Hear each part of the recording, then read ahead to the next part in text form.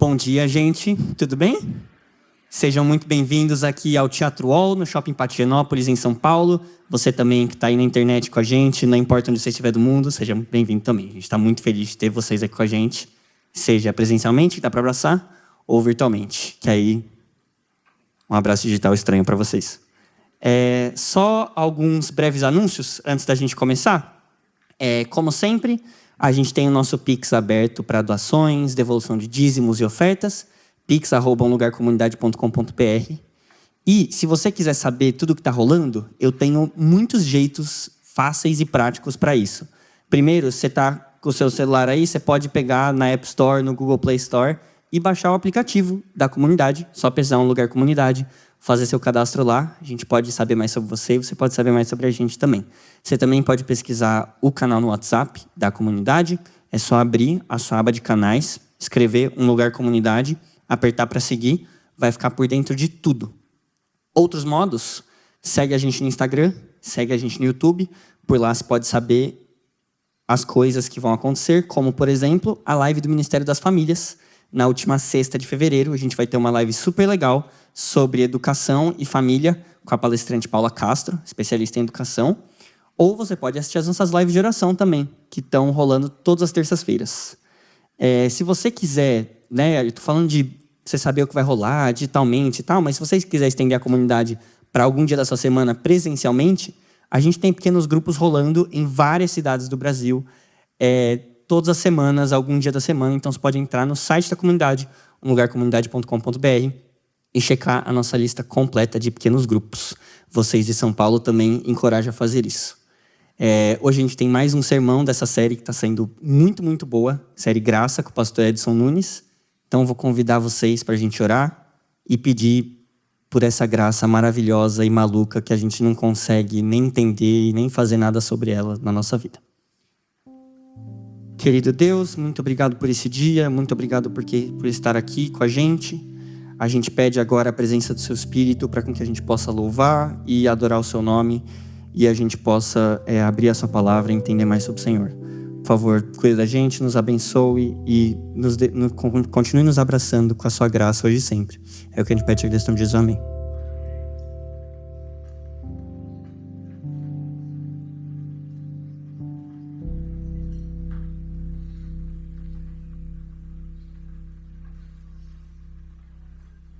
No reino de Deus, o amor é o serviço. No reino de Deus, para que nós sejamos reconhecidos como parte desse reino e parte dele, o amor é a marca do reino de Deus.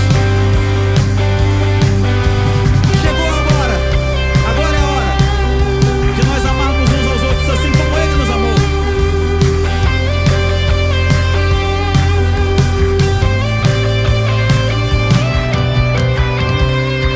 Ao meu lado,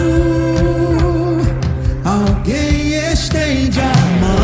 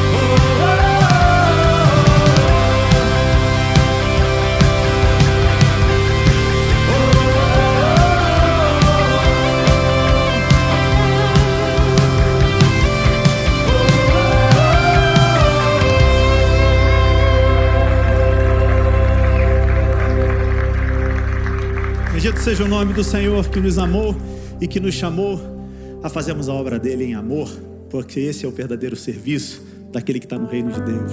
Amém.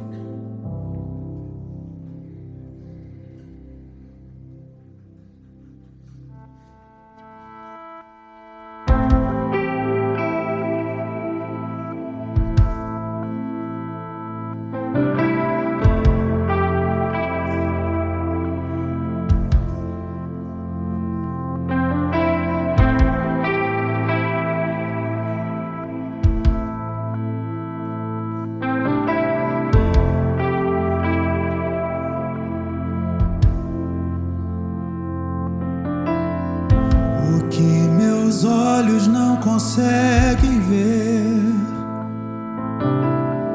e minha mente não pode alcançar, eis a promessa que Ele me fez, mas ainda não cumpriu. Ele é o Deus que vê cada lágrima. Cada lágrima que eu verter, ouvi dizer que Ele enxugará, eis a promessa que Ele me fez, mas ainda não cumpriu.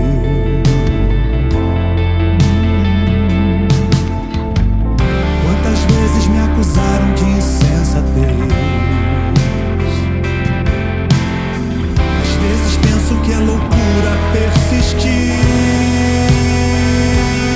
e crer diante de tua face, diante de tua glória, rendido aos teus pés. Eu quero estar, quero ter as vestes lavadas em teu sangue, a sombra do teu trono é o meu e o seu lugar. Faça tudo novo, faça tudo novo, faça tudo novo,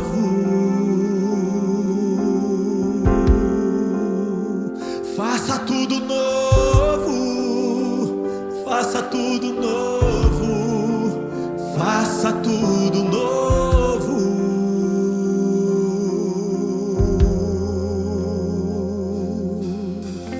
O que meus olhos não conseguem ver e minha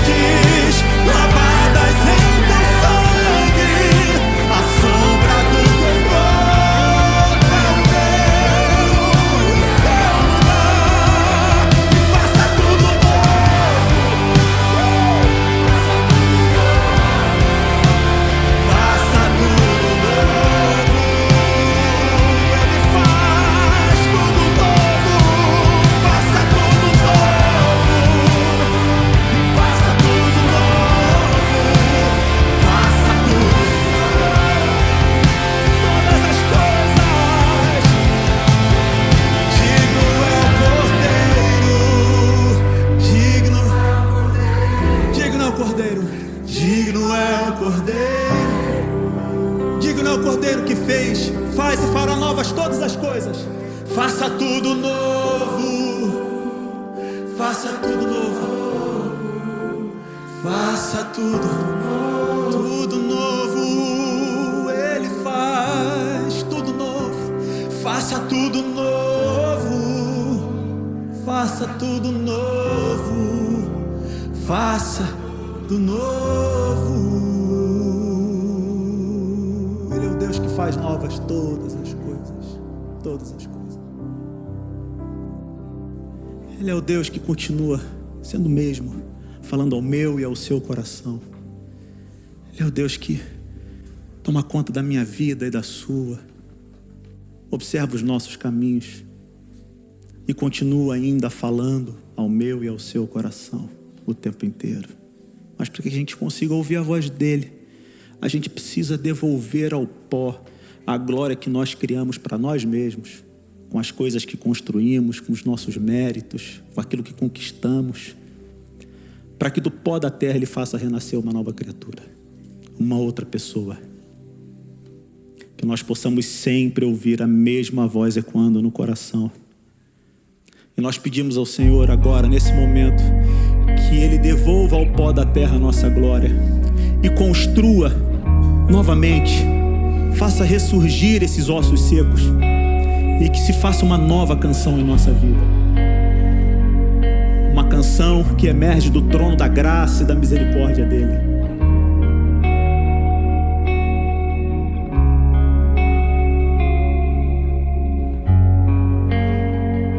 Somos viajantes, cansados de andar,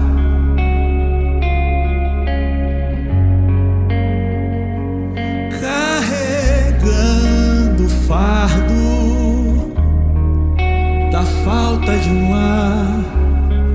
Que possamos ouvir, que possamos ouvir tua voz ecoando nos corações. Lança ao pó nossa glória, faz o teu trono em nossa canção.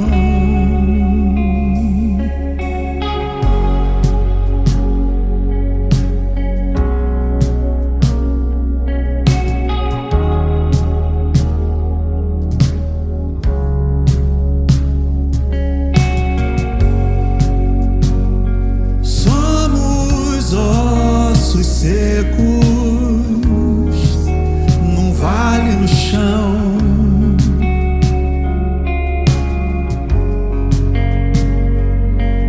aguardando o sopro da recriação. Que possamos ouvir tua voz ecoando coração.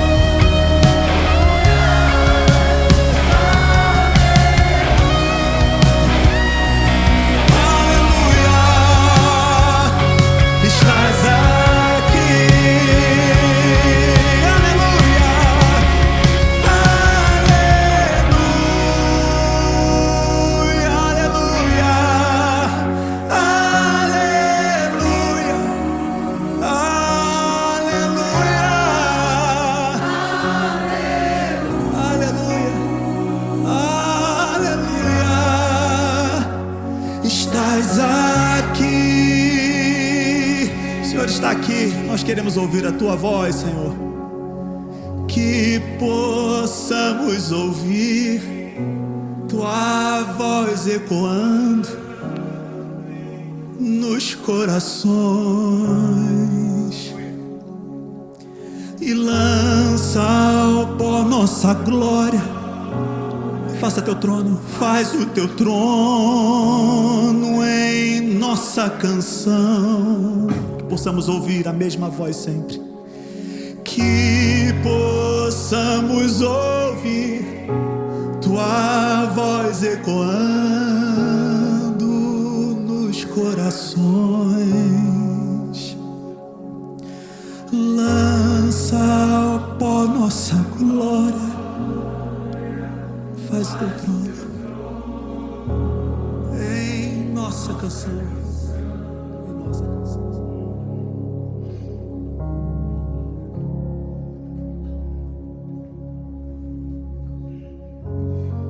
Eterno nosso Pai, eterno nosso Rei, louvado seja o Teu nome, Senhor.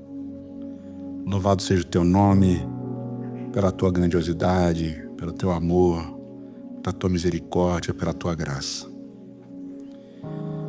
Que agora, Senhor, os momentos que se seguem, como acabamos de cantar, que a Tua voz ecoe em nossos corações, em nosso coração, que o Teu trono seja estabelecido em nós e através de nós. Te pedimos isso em nome de Cristo. Amém.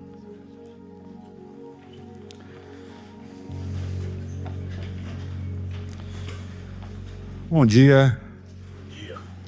Bom que você está aqui. De dia, né? No sábado, no Teatro All, no Shopping Pátio de Higienópolis, com a gente aqui na comunidade. E que bom que você está aí na sua casa, de dia, de tarde, de noite, no quarto, no carro, no ônibus, no metrô, sei lá. É bom ter a companhia de vocês. A gente está numa série chamada Graça, falando sobre graça.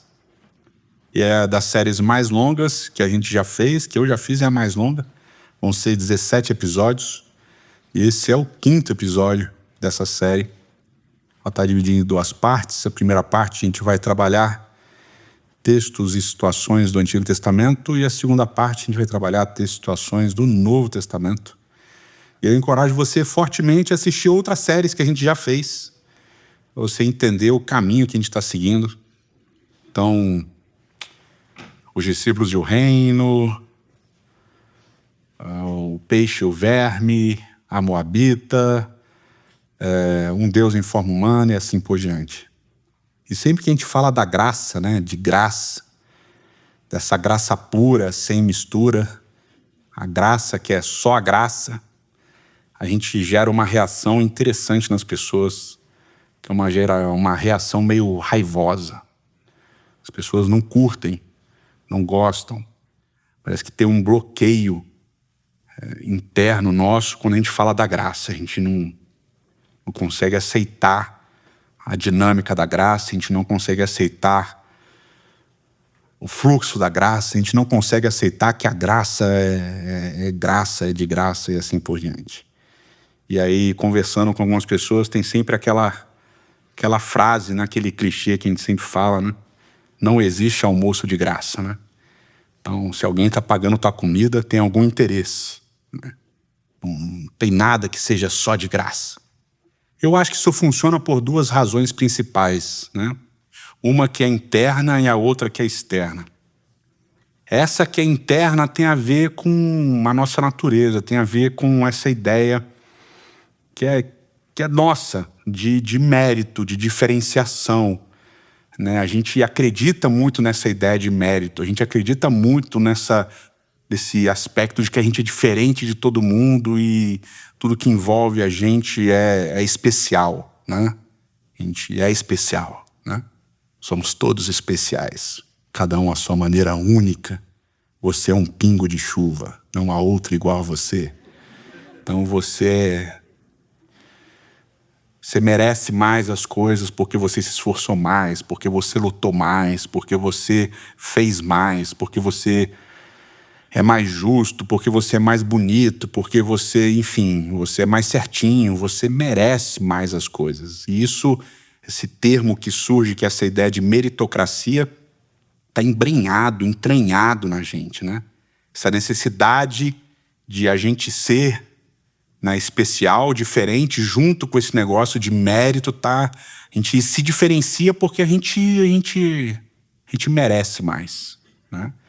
E isso faz parte desse problema com o discurso da graça. E aí tem uma parábola de Jesus muito famosa, que a gente já falou em outros momentos, a parábola dos trabalhadores lá na vinha, na colheita, e eles revoltados porque não importa o quanto cada um trabalhou, eles ganham a mesma coisa. Eles questionam, né? Eles dizem, você vai igualar a gente? Você vai tratar todo mundo igual? E aí o dono das terras, nas palavras de Jesus, diz assim, por quê? Isso é um problema para você? A minha bondade é um problema para você? E, infelizmente, a bondade e a graça de Deus são um problema para a gente não gosta. Internamente, a gente é diferente. A nossa coroa tem que ter mais estrelinhas. A nossa roupa tem que ser mais branca. A nossa mansão na Nova Jerusalém tem que ser maior, porque a gente fez mais. Não é justo que Deus trate os outros que são pecadores, guardadores de outro dia, que Ele trate todo mundo igual. Isso não é possível. Não pode ser assim. E eu acho que o outro é um elemento externo. Esse elemento externo tem a ver com aquilo que a gente foi criado, que a gente cresceu ouvindo sobre Deus, que a gente aprendeu sobre Deus, esse conceito desse Deus que é um Deus meio da filosofia grega, né? É um Deus que ele é imutável, ele não muda, ele não sente paixões, ele não tem sentimentos, ele não tem patos, ele é um Deus apático. Então nada do que acontece aqui mexe com Deus, porque ele está acima de todas as coisas. E como ele tem esse lance de que a gente também cresceu ouvindo, ele sabe o fim desde o princípio, então ele já sabe todas as coisas, ele já previu tudo, já sabe de tudo desde o início, porque ele é atemporal, ele está fora do tempo, então ele não tem sentimentos, ele não está envolto no tempo, nada, ele está fora de tudo, então ele olha para tudo e ele não se envolve. Nada pega ele de surpresa, ele já sabe de todas as coisas. Então é um Deus que não tem sentimentos, não muda. É um Deus que está acima de todas as coisas. Esse Deus da filosofia grega, né? Mas quando você vai para a Bíblia, não é esse o Deus que é retratado. O Deus que é retratado na Bíblia, a gente falou bastante disso, mas talvez alguns não tenham percebido. Quando a gente falou de um Deus em forma humana, a gente está falando exatamente desse Deus, que é um Deus que na Bíblia é retratado de uma outra maneira. É um Deus que se apaixona, é um Deus que sente ira, é um Deus que se zanga, é um Deus que sente amor, que sente misericórdia, é um Deus que perdoa. É um Deus que quando você ora e pede, ele, poxa, faz sentido. É um Deus que muda. E algumas pessoas ficam desesperadas com essa ideia, ficam, meu Deus, como é que pode? Porque existe uma dinâmica, e a gente está trabalhando essa dinâmica ao longo dessa série, a gente vai trabalhar no Antigo e no Novo, e vocês vão ficar meio bolados, fiquem tranquilos. É uma dinâmica da graça. Essa mudança de Deus tem a ver com a graça, tem a ver com o amor, tem a ver com a vontade de Deus de salvar. E no começo da Bíblia já é assim. Mas é que a gente, de alguma maneira, a gente racionaliza algumas coisas, arranja umas explicações. Fala, não, Deus se irou. Não, isso é metafórico. Não, porque Deus se apaixona. O texto bíblico diz que Deus ficou apaixonado. Não, isso é hiperbólico. Não, e a gente vai tirando esse envolvimento de Deus passional do texto bíblico, porque a gente vai pasteurizando Deus. E a Bíblia começa dizendo, no dia que você comer do fruto, certamente você morrerá. E aí, quando eles comem do fruto, eles não morrem. E é tão interessante, porque apesar de Deus falar de morte, depois que Deus fala de morte, Adão vira para a mulher que não tinha nome e fala assim, agora o teu nome vai ser Eva. Em hebraico, Havá, que quer dizer vida. Teu nome vai ser vida. Porque mesmo e ainda que Deus tenha falado de morte, Adão entende vida. Porque aquela lei, no dia que você comer, você vai morrer, não era o fim. Deus abriu um uma exceção. Uma exceção de salvação, de graça. É interessante que essa dinâmica da graça ela vai se acumulando ao longo da Bíblia. E talvez o mais claro possível da gente entender como a lei e a exceção da lei funcionam é a gente lembrar de Paulo dizendo: o salário do pecado é a morte. Mas o dom gratuito de Deus é a vida eterna em Cristo Jesus. Tem uma lei. Qual é a lei? O salário do pecado é? Essa é a lei. Mas qual é a exceção da lei? O dom gratuito de Deus é a vida eterna em Cristo Jesus. Então a lei tem tantas exceções que vão se acumulando ao longo da Bíblia, a gente não vai percebendo. Por quê? E a gente falou de algumas dessas exceções. Nenhum moabita fará parte da Assembleia do Senhor. Ruth faz. Vocês vão para Jericó, matem todo mundo, etc e tal, vou derrubar as muralhas, depois vocês matem todo mundo. Não, mas Raabe e a família dela não. E várias outras histórias que vão acumulando essas exceções. São exceções aqui, exceções ali. É como se a exceção fosse a regra. Porque existe uma dinâmica que funciona. E essa dinâmica é a dinâmica da graça, é a dinâmica do amor. Ela fala assim, não, mas a lei é imutável. Que lei você está falando? A lei da escravidão? Está valendo? Quando vocês estiverem escravos, vocês vão fazer assim, assim, assado. Alguém tem escravos? Quando vocês entrarem na terra, não, mas é só aquela terra. Não, tem um ano sabático, ano do jubileu. Alguém faz. As leis da guerra, as leis disso, as leis daquilo. Desde o sacrifício do santuário. Mas isso foi abolido em Cristo, não sei o que lá e tal. O que a gente percebe é que muitas dessas leis eram leis circunstanciais que tinham a ver com a cultura do povo, com a dinâmica do povo, para ordenar o caos do povo.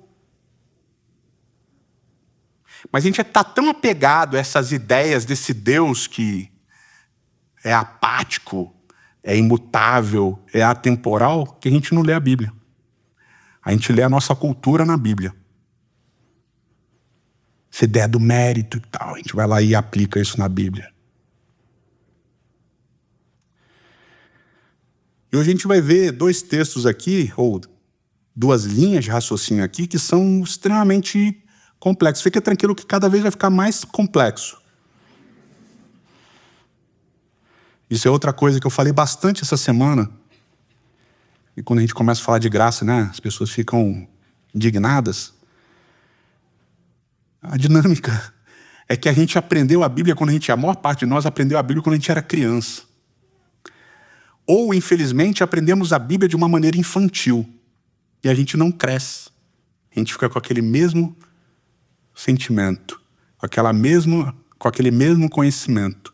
E a gente não vai explorar o texto bíblico para ver no texto bíblico as complexidades do que é apresentado.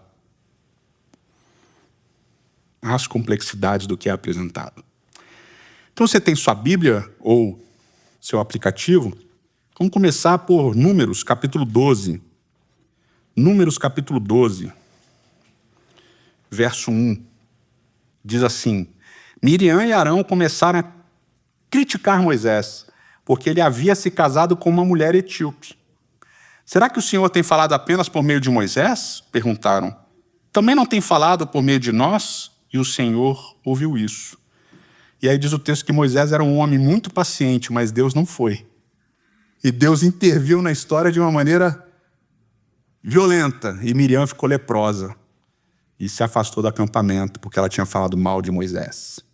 Agora percebam que ela começa a falar mal de Moisés no quê? O que ela pega? Moisés casou com uma etíope. Em hebraico a palavra é cuxita. Cuxita pode ser uma pessoa da região da Etiópia ou do Sudão. Tá? Tem uma discussão sobre essa parte geográfica e tal. Ou seja, era uma pessoa de pele mais escura do que aqueles do Oriente Médio, porque é uma pessoa da África. Mas, além disso, o pai dela era Jetro, e Jetro era um sacerdote de uma outra religião. Então aqui a gente tem um caldeirão interessante. Moisés se casa com uma mulher de outra cultura, de outra raça e de outra religião. Então a gente tem um casamento aqui interreligioso, interracial e intercultural. E aí Miriam e Arão começam a criticar Moisés a partir desse casamento. E diz o texto que Moisés era um homem muito paciente, ele levou de boa, mas Deus não. Deus interviu. E tem uma história muito interessante, porque o argumento do silêncio ele serve para os dois lados, né? Mas eu vou usar para um lado aqui. Em nenhum momento diz que Jetro ou a filha de Jetro, a esposa de Moisés, se converteram. E tem uma história bem bizarra, que é uma história que mostra essa dinâmica familiar complexa. Que é a história de Zípora indo com os filhos encontrar Moisés e aparece um anjo do Senhor para matar os filhos. Lembra dessa história? Essa história é bizarra, está lá no início do livro de Êxodo. E aí Zípora vai lá e circuncida os meninos antes que o anjo do Senhor mate. A pastora Codã podia ter falado dessa história no sermão difícil da semana passada. É uma história bizarra. E ela fala, teu Deus é um Deus de sangue, Moisés. Porque ela tem que circuncidar os filhos e tal, senão os filhos iam morrer e tal. Olha que história confusa. Mas é um casamento difícil. Imagina, casando com alguém da mesma raça, da mesma cultura, da mesma região, já é difícil, imagina com tudo diferente. Mas aqui Deus não aceita essa crítica. Deus não aceita que isso seja um motivo de crítica do líder que ele separou. Agora faz um parênteses e pensa em hoje. Vocês ouvindo um pastor, sei lá, branco, casado com uma mulher negra do candomblé. O que vocês iam dizer? Eita Nossa Senhora! É ou não é? E aí Miriam e Arão estão lá falando, pô, essa mulher é cuxita, não sei o que lá, tal. Ele fala, não vai fazer isso não. Não vai fazer isso não. E intervém. Capítulo seguinte, Números capítulo 13. O Senhor aparece a Moisés, manda Moisés separar os 12 espias, vocês lembram dessa história? Os espias que vão olhar a terra. Desses espias, cada um desses espias era príncipe de sua tribo, eram 12 tribos, são 12 espias. E lá no verso 6 diz que da tribo de Judá, Calebe, filho de Jefoné. Então, príncipe da tribo de Judá era Calebe, filho de Jefoné. Eu já falei sobre isso aqui em um momento, mas é bom recapitular. Lá em Josué, capítulo 14, quando ele já tem uma parte da terra significativa conquistada, capítulo 14, Josué, verso 6 diz assim, os homens de Judá vieram a Josué em Gilgal, e Calebe, filho do quenezeu Jefoné, lhe disse, você sabe que o Senhor disse a Moisés, o homem de Deus, em Cades Barneia, sobre mim, sobre você e tal. Deus me prometeu essa terra, eu quero essa terra em herança e tal. E lá no capítulo 15, verso 13, diz que conforme a ordem dada pelo Senhor, Josué deu a Calebe, filho de Jefoné, uma porção da terra. Calebe recebe uma porção da terra. Calebe é filho de Jefoné, isso é repetido o tempo todo. Ele é príncipe da tribo de Judá, mas o pai dele, Jefoné, é um quenezeu. Quem eram os quenezeus? Quenezeus eram habitantes de Canaã, eram cananitas. Quando Deus aparece para Abraão, lá em Gênesis capítulo 15, conversa com Abraão e promete para Abraão uma terra, diz que essa terra, ele diz vários povos que moravam nessa terra, os cadimoneus, os jebuseus, etc. e tal, os ferezeus e os quenezeus. Então Calebe era cananita. Mas ele é chamado de príncipe da tribo de Judá. E como é que a gente entende que esses povos estão misturados a Israel?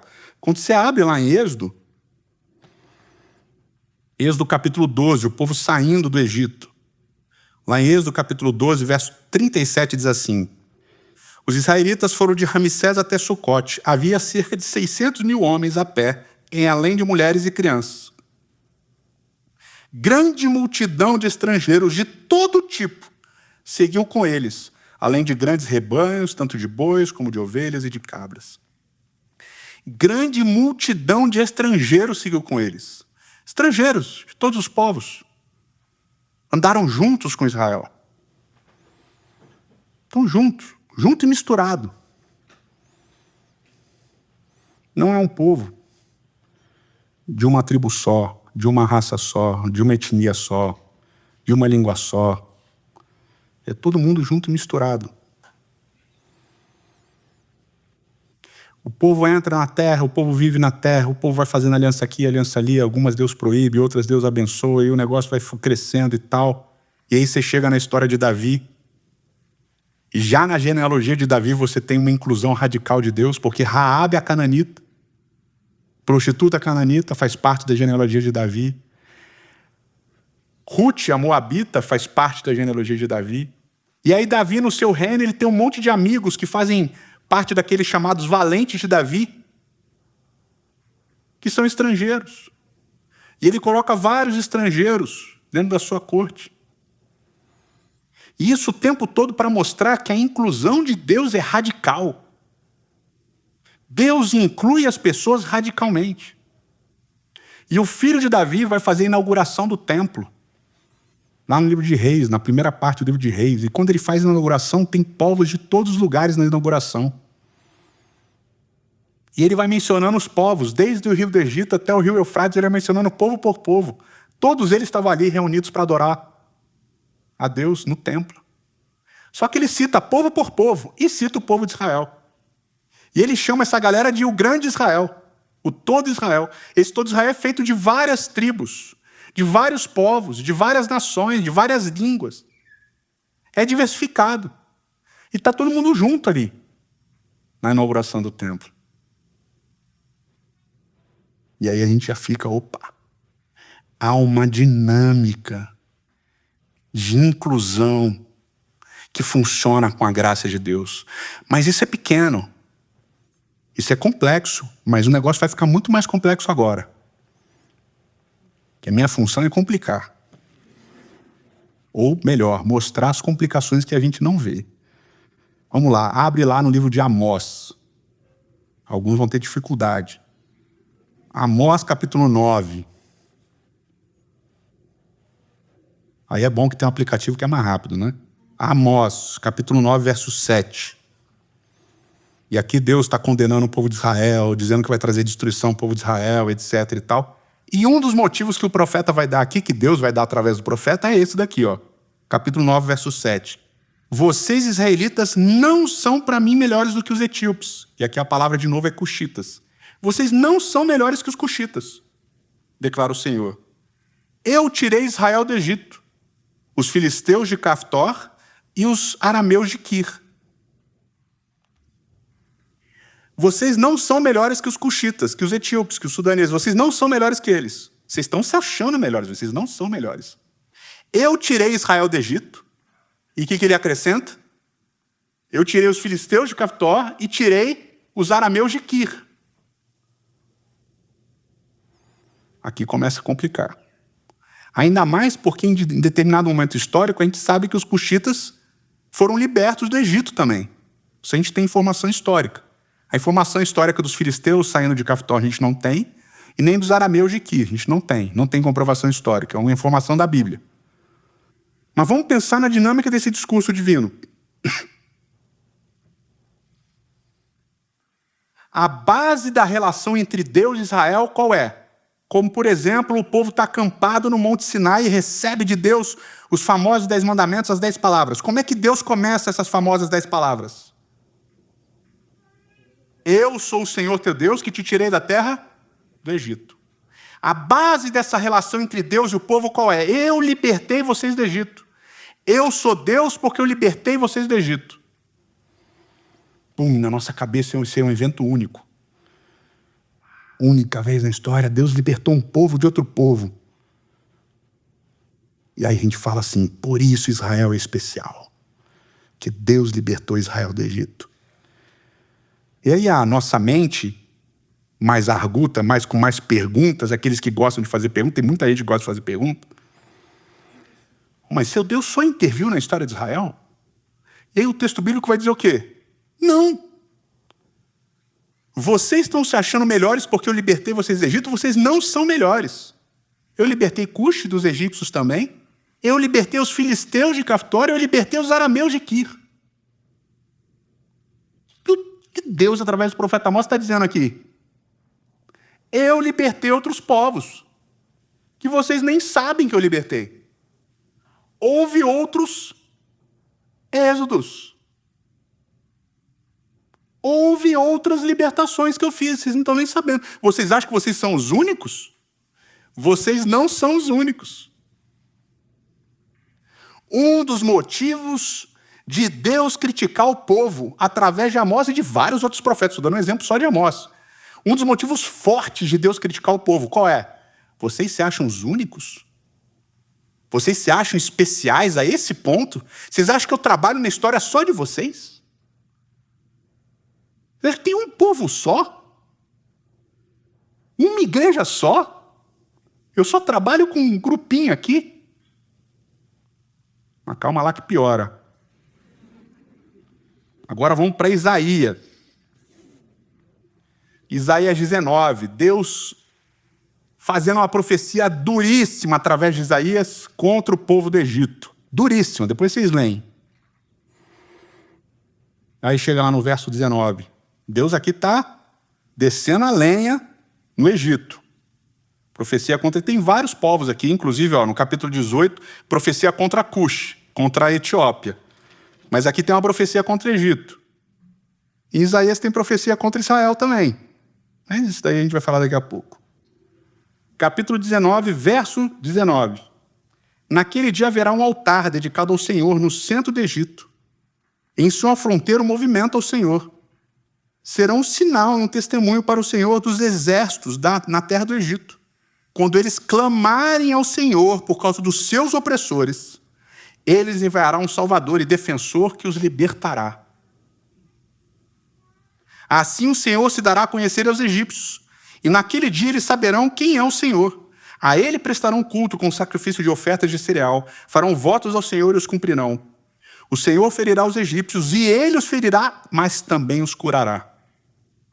Eles se voltarão para o Senhor, e ele responderá às suas súplicas e os curará. Deus vem e fala que vai destruir o Egito, que vai fazer isso, que vai fazer aquilo, que vai fazer por causa disso, por causa daquilo, de repente, o que Deus fala? Mas eu vou salvar vocês também. Eu vou ferir vocês, mas eu vou curar vocês também. E quando vocês clamarem por causa dos opressores de vocês, eu vou ouvir. E o que eu vou fazer? Eu vou levantar o libertador. E esse libertador vai salvar vocês.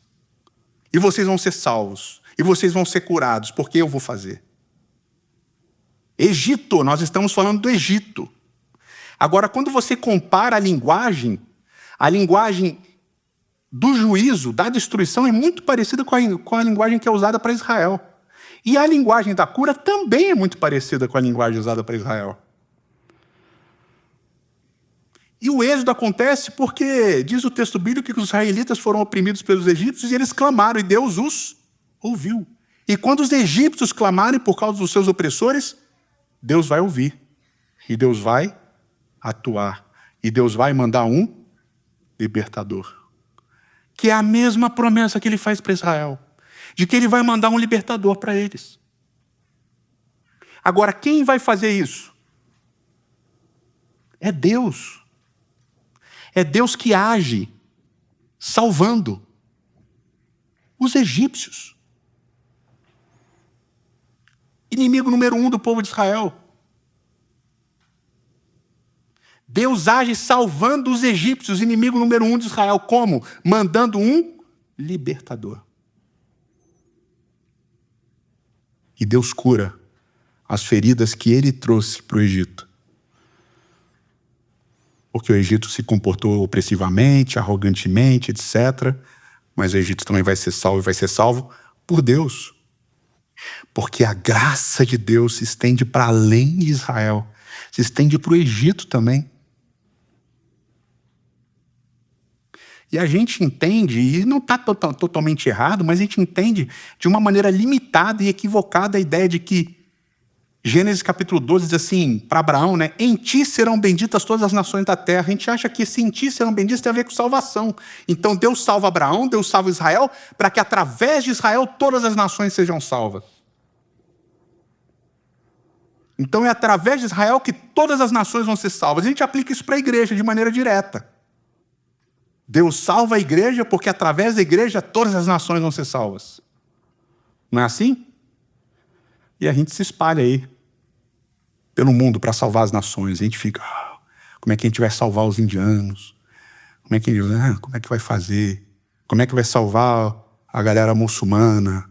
E tal, as missões, etc. E pá. E aí vai fazer a missão, aí chega nos lugares, fala, pô, você não pode mais usar essa roupa, tem que usar terno e gravata. Você não pode mais sentar no chão, nos tapetes, tem que sentar nas cadeiras e tal. E aí no templo de vocês não pode mais ter isso, agora tem que ter uma cruz e tal. E a gente leva a cultura cristã, né? A cultura cristã redime o mundo. O cristianismo vai redimir o mundo e tal. Como se o processo de salvação dependesse da gente. Da gente ir salvar. Da gente ir fazer. Porque a gente é especial. E Deus levantou a gente porque a gente é especial. Somos sacerdócio real, nação santa, o remanescente de Deus. Vamos fazer, salvar todo mundo e tal. Não é? Vamos lá, pô. Aí Deus fala assim, galera, salvação eu cuido. Egito, eu cuido. Galera da Índia, eu cuido. Galera do Islã, eu cuido. Relaxa aí. Menos. Que a maneira como a gente acha que funciona o nosso papel dentro do cristianismo é essa. É quase como se a gente estivesse assim, Senhor, de nada. De nada, Senhor. Conta comigo, estou aqui, você sabe. E Deus está falando assim, meu amigo, eu salvo, sou eu que faço, sou eu que liberto, sou eu que mando o libertador. E o texto continua, porque termina de um jeito muito interessante. Diz assim, verso 23, cego. Naquele dia haverá uma estrada do Egito para a Síria. Os assírios irão para o Egito e os egípcios para a Síria. E os egípcios e os assírios cultuarão a Deus juntos. Naquele dia Israel será um mediador entre o Egito e a Síria, uma bênção na terra. Naquele dia. O Senhor dos Exércitos abençoará dizendo, bendito seja Israel, bendito seja o Egito, meu povo. Bendita seja a Síria, obra das minhas mãos. Bendito seja Israel, minha herança. Bendito seja o Egito, meu povo. Bendita seja a Síria, obra das minhas mãos. Bendito seja Israel, minha herança. A gente não entende, e a gente precisa entender em algum momento, de que a salvação e a graça não tem a ver com a gente, com o que a gente faz ou deixa de fazer. É obra de Deus, exclusivamente de Deus. E como ele vai fazer é o problema dele. Não tem a ver com você. Agora, qual é o papel que eu acho interessante que ele fala de Israel aqui no final desse texto, em Isaías 19? Deus salva o Egito, Deus salva a Síria, e diz que a Síria e o Egito vão cultuar juntos, mas ele fala que Israel tem um papel nisso daí. Qual é o papel de Israel? Mediar o quê? Mediar a paz. Mediar a paz para que eles cultuem juntos, para que haja uma estrada entre o Egito e a Síria. E aí Israel vai ser uma bênção na terra. Então é interessante, Israel não vai ser uma bênção na terra quando sair guerreando com todo mundo e matando todo mundo. Israel não vai ser uma bênção na terra a partir da violência. Israel vai ser uma bênção na terra a partir do quê? Da paz. Que paz? Que ele promove entre os povos. Que povos? Que foram salvos por Deus. Por Deus, pela ação de Deus. Deus salva, Deus redime com a sua graça, com a sua misericórdia, povos que não têm a ver com a gente, nações que não têm a ver com a gente, tribos que não têm a ver com a gente, línguas que não têm a ver com a gente. E quando Deus salva, agora eu preciso levar o quê? Eu preciso mediar a paz. O meu papel de mediação é mediação da paz entre as pessoas, entre os povos, entre as nações, entre as tribos, entre as línguas. Mas a salvação não é através de mim. A graça não é através de mim. Não sou eu que ofereço e levo salvação. Não sou eu que ofereço e levo graça. É Deus que age. É Deus que faz. A graça e a salvação são obras de Deus, não são nossas. Nunca serão nossas. O almoço é de graça. É de graça. Sabe qual é o seu papel? Não é pagar o almoço. Não é merecer o almoço. O seu papel é deixar que as outras pessoas sentem para comer esse almoço de graça também. Porque a mesa não é tua, pô. E aí você, Israel, vai sentar do lado do Egito, do lado da Assíria, os dois grandes inimigos de Israel na época. Ele chama Egito meu povo, a Assíria a obra das minhas mãos. Quem somos nós para dizer que o Egito não é povo? Para dizer que a Síria não é povo? Para dizer que os cuxitas não são povos? Quem somos nós? Quem somos nós para dizer quem Deus salva e quem Deus não salva? Que tribo, que povo, que nação? A gente limita a atuação de Deus. A gente limita a atuação de Deus. A gente. A quem é como a gente. A quem pensa como a gente. E a gente arroga para a gente mesmo o papel de convencer os outros a serem como a gente. E aí, se alguém totalmente diferente de você diz assim, Deus falou comigo, ou Deus me chamou, Deus me salvou, Deus me deu graça, fala assim, não, para você não tem isso daí. A não ser que você fique igual a mim.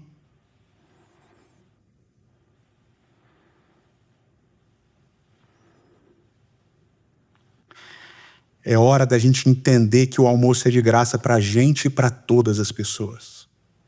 E que é Deus que salva, não a gente. Que é Deus que liberta, não a gente. E que o nosso papel é sermos mediadores daqueles que foram salvos. Que diz o texto de Apocalipse que vai ter gente de toda tribo, língua, povo, nação. Vai ter gente de todo tipo que foram salvos pelo Cordeiro. Porque o preço foi pago por quem? Pelo Cordeiro. Não é você que paga nada. Por isso não é você que decide nada. E se você não decide nada, assuma o seu papel de promover a paz entre os diferentes, entre os inimigos. Eterno nosso Pai e nosso Rei. É muito difícil a gente entender certas coisas. Não é nem porque a gente não queira, é que a gente não consegue mesmo. A gente não consegue porque a gente é limitado. A gente limita a tua existência, a gente limita a tua atuação, a gente limita a tua graça. A única coisa que a gente não limita é o nosso merecimento, porque a gente merece muito. Por isso, Senhor, nos ajude a ter a mente e o coração abertos a uma graça que excede todo entendimento. Nos ajude a entender que tudo funciona numa dinâmica da graça e do amor, que tem a ver contigo, com quem o Senhor é, com o que o Senhor faz. E não tem a ver com a gente. Não tem a ver com as nossas obras, não tem a ver com aquilo que a gente guarda ou deixa de guardar. Ajude a gente a entender que tudo que a gente aprendeu sobre ti, que tudo que a gente leu na Bíblia funciona nessa dinâmica. Uma dinâmica de graça radicalmente inclusiva. Porque essa é a tua essência. Que ao entendermos isso, Senhor, entendamos então o nosso papel de pacificadores, de mediadores da paz. E que assim abandonemos uma religião violenta que separa e abracemos essa religião pacificadora que une em nome da tua graça e do teu amor. A gente pede isso em nome de Cristo Jesus. Amém.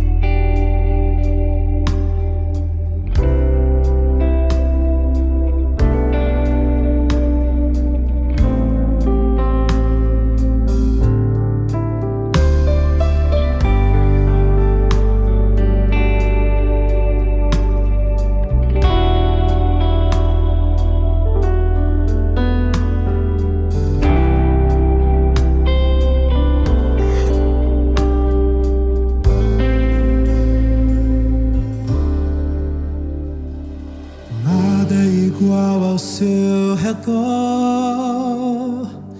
tudo se faz no seu olhar, todo o universo se formou no seu falar. Teologia pra explicar, ou Big Bang pra disfarçar. Pode alguém até duvidar, sei que há um Deus a me guardar, e eu, tão pequeno e frágil, querendo sua atenção. No silêncio encontro resposta certa então.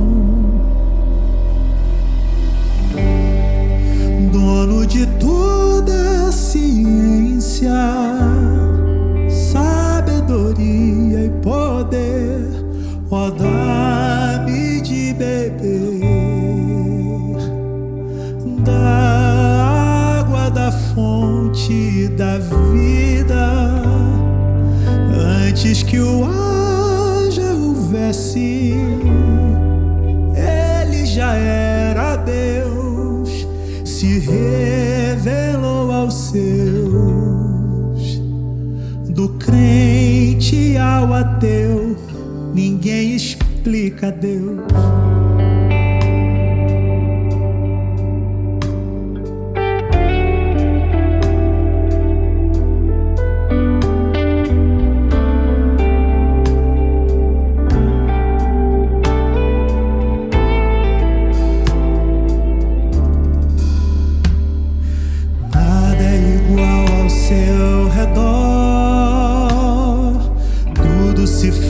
No seu olhar, todo o universo se formou no seu falar.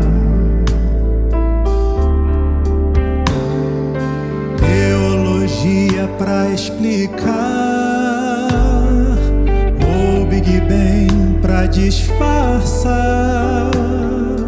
Pode alguém até duvidar, eu sei que há um Deus a me guardar, e eu, tão pequeno e frágil, querendo sua atenção. No silêncio encontro resposta certa então. Dono de toda a ciência, sabedoria e poder, ó, dá-me de beber da água da fonte da vida, antes que o ar já houvesse, ele já era Deus. Se revelou aos seus, do gentil ao judeu, ninguém explica Deus, ninguém explica explica Deus, ninguém explica. Ninguém explica Deus, e se duvida ou se acredita, ninguém explica. Ninguém explica Deus, ninguém explica. Ninguém explica Deus, ninguém explica. Ninguém explica Deus, e se duvida ou se acredita, ninguém explica. Ninguém explica Deus, não explica.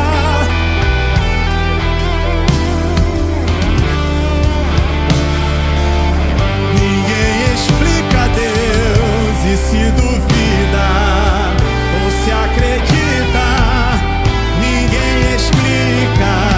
Ninguém explica Deus, ninguém explica. Ninguém explica Deus, ninguém explica. Ninguém explica Deus, e se duvida ou se acredita, ninguém explica. Ninguém explica Deus.